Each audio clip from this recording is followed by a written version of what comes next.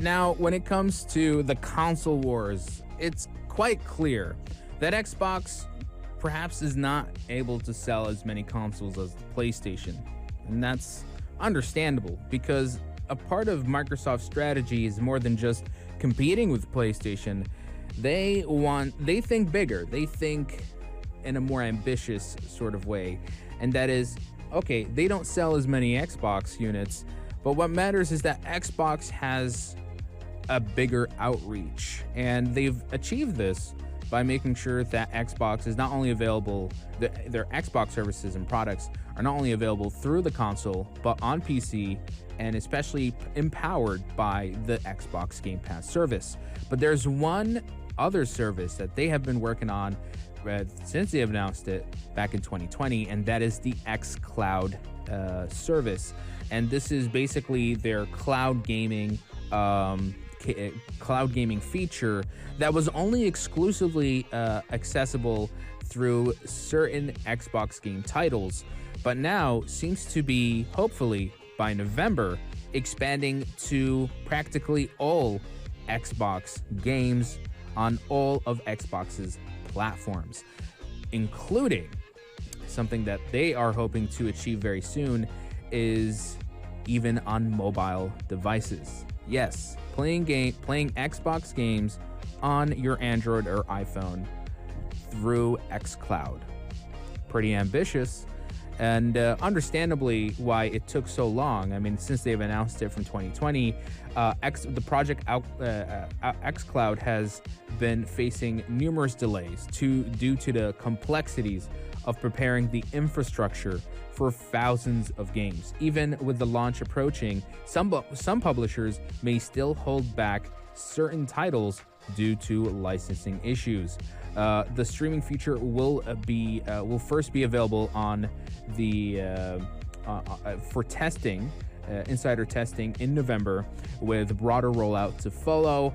This expansion coincides with even the recent news that Xbox games will soon be purchasable through the Xbox app on Android in the US, a shift possible by a recent court ruling in the Epic Games versus Google case, which is a whole nother story in itself.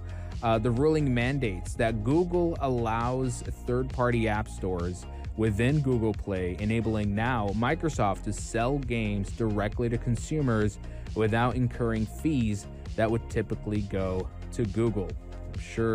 I'm sure one corporation conglomerate does not like that. But Xbox president Sarah Bond confirmed the company's mission to allow more players to engage with their games on various devices. However, details on which specific games are going to be available for purchase through the app still remain unclear. And the current rollout is only limited to the US right now, with Google appealing the court's decision. Phew. So the fate of the xCloud project is still not entirely clear, but Microsoft is not backing down.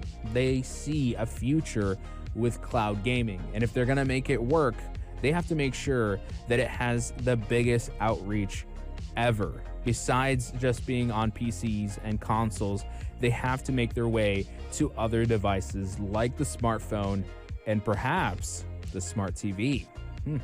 Now imagine a world where you can play games on your smart TV. It's possible, but let's say, a more seamless experience, one without any problems, any jank whatsoever. It's ideal, and perhaps we're even getting closer day by day. But the biggest problem with any form of cloud gaming is that it has a latency issue. If you're not running the best internet speed, there's no point trying to stream games because they require perfect connection to avoid any latency issues. And it's one of the things that I'm sure not only Microsoft, but any other company that's trying to develop a cloud service, if they're going to pull this off, they have to pull it off right. And I wish them all the best. I think by November, we're really going to see at least the signs of what this ambitious project will shape up to be. And such technology, even when it's been introduced many years ago, has not been perfect, but it can be reiterated on, it can be improved upon. And that's really the point. I would say a few years from now, hopefully, cloud gaming will become a not only popular feature, but perhaps a mainstream one as well. Who knows? These are just my predictions based on a lot of observation in the industry. And with that, guys, it's time to wrap it up here on the Evening Buzz. Thank you so much for tuning in.